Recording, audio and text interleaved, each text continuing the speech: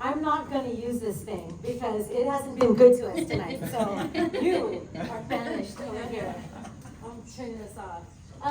I was a teacher. I was a professor for 16 years, and I had to use my voice to keep my students focused on me, especially because I saw what happened when everyone started getting cell phones, and then Facebook came out and Instagram, and I was like, oh man, I gotta speak louder, you know? And so I'll just use my voice and project. If you can't hear, I can talk louder. I'll just turn it up one more time. Thank you all so much for this wonderful opportunity to share with you.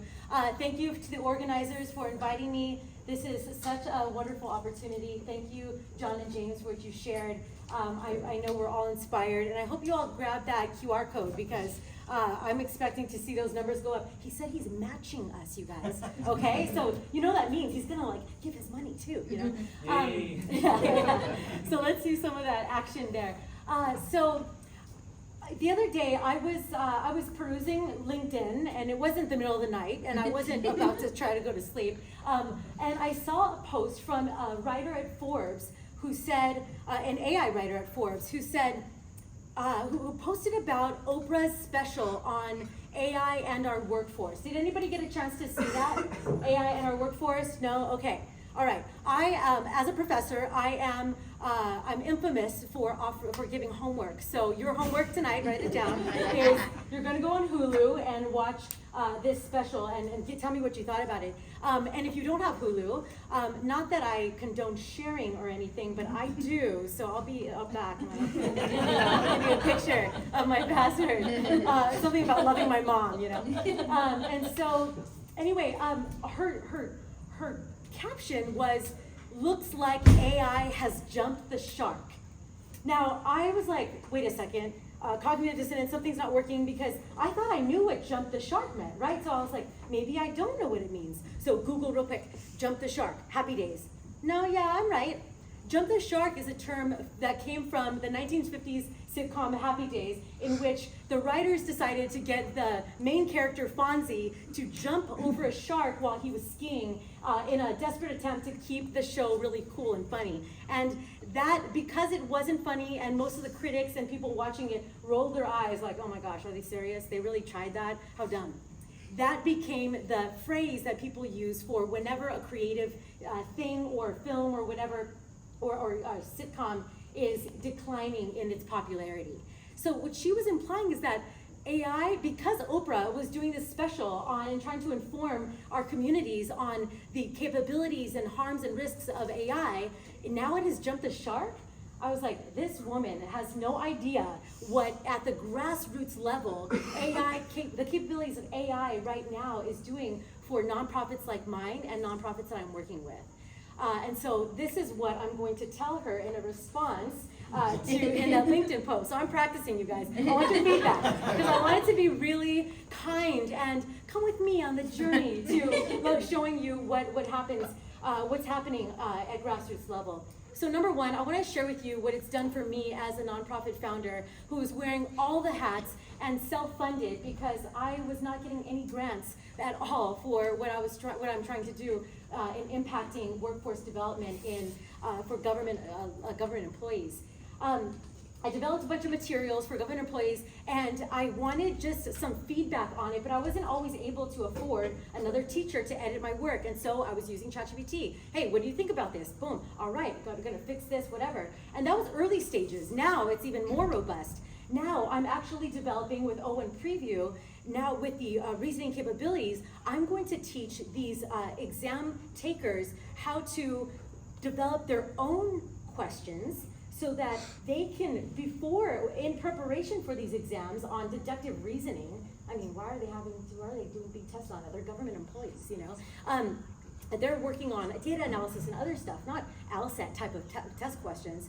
Now they're going to be able to develop their own test questions, so that when they approach the test, they feel confident and empowered, and now they feel like I'm happening to the test. The test is not happening to me, you know what I mean? And so that's one way, as a nonprofit founder wearing all the hats, has employed this. Another way, through a program called breakthroughtech.org, Again, that's breakthroughtech.org. What they're doing is they are bridging the gap, the gap in tech for women, non-binary students, Pell Grant recipients, immigrants, and giving them a robust curriculum in AI and ML so that they can be ready for this new wave and this new emerging tech when they exit their bachelor's degree. So this is curriculum on top of their bachelor's degrees that they're getting access to. And then in the middle of this curriculum, they're able to do a real world AI studio project in which they are giving a solution to, usually before it was big techs that were creating little projects for them. And when I saw what they were doing, I was like, wait a second, I know a number of nonprofits that can actually use what they're doing. And so with a number of nonprofits, I created, some projects, and I'll tell you about one of them because I don't have a lot of time here. The one I'll tell you about is at Bowery Residence Committee in New York. They are a 24/7 outfit that serves the unhoused in New York.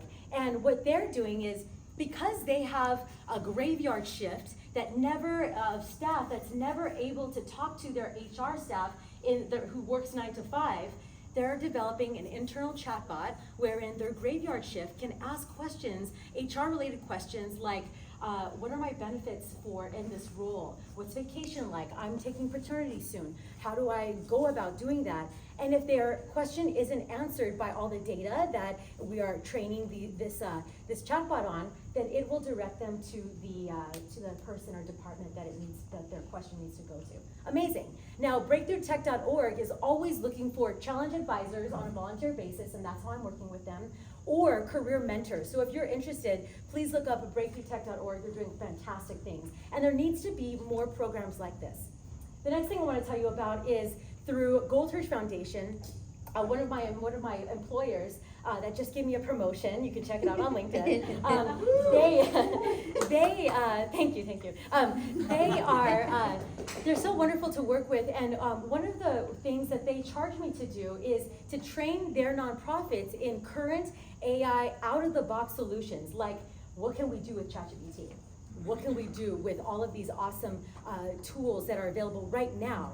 Not what are we hoping to do in the future, and what can a team of really expensive ML engineers do for us? What can we do right now?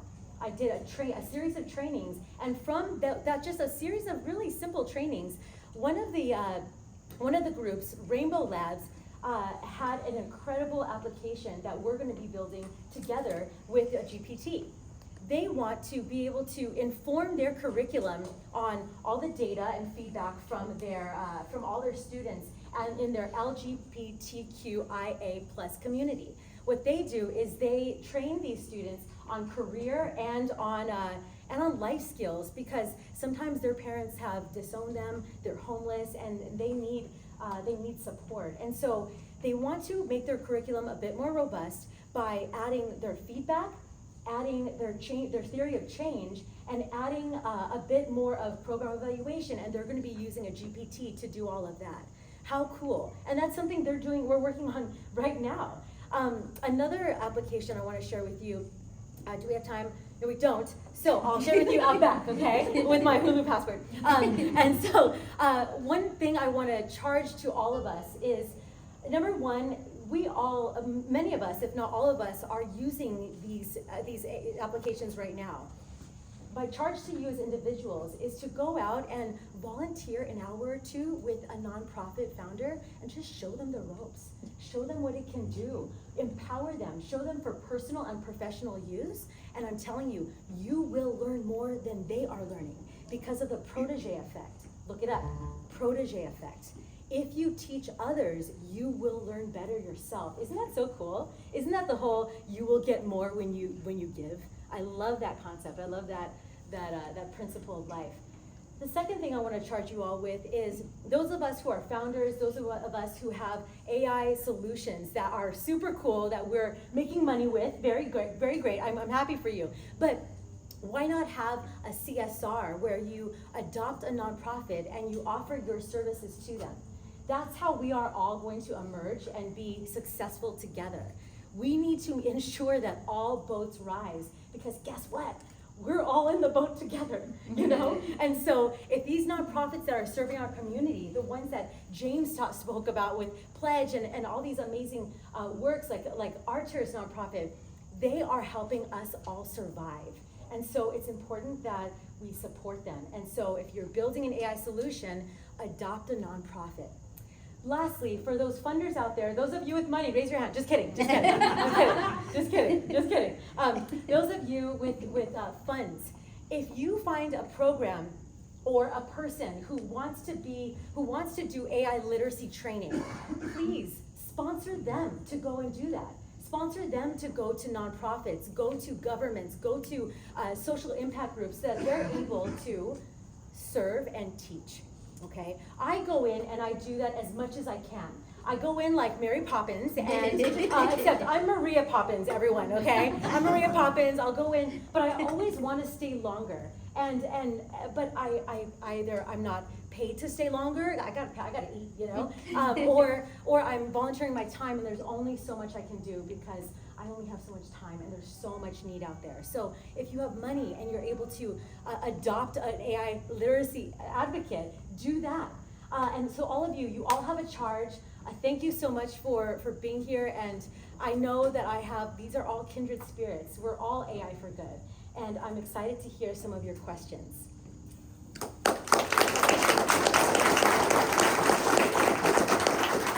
I think we'll switch to the question section after the. Okay, sounds good. Yes, because I'm. But what a talk! You know, I hope you got recharged with all that energy. Yeah, I did. Yeah. So thank you, Jen. Thank you.